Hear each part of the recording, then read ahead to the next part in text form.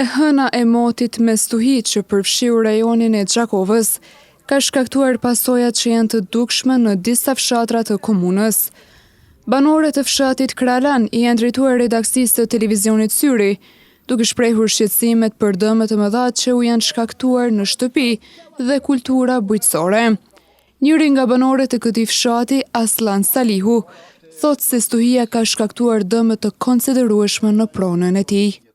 Fortuna që ke pardje, komplet kulmin e shtëpisë më ka hek. Qa edhe po shifet në për ora që ka i ka gjujt pjesët.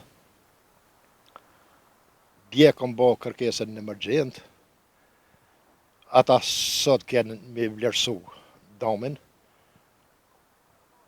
mu nuk më pritet se krejt ujtë më ka him rana, edhe ma shpije kam baqen, me speca, me baston, me kompira, kjep, krejt mi ka dëmtu.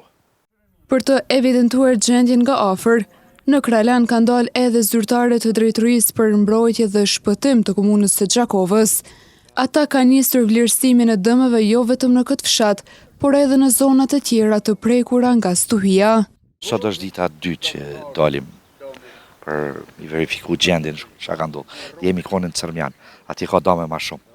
Atje edhe shtëpiat janë ma afër njëra tjetrës, edhe atje kanë bërë dame shtëpia për shtëpinë, pra kulmi u hek, ran shtëpi tjetër, pra ka pas dame shumë atë dhaja, atje janë shumë ma shumë shtëpia. Sot jemi në fshatin Kralan, jemi me një familje këtu ku kulmi i garazhave të tjerë këtu është ra në për livadhe. Kjo është shtëpia e tretë që po vizitojmë sot.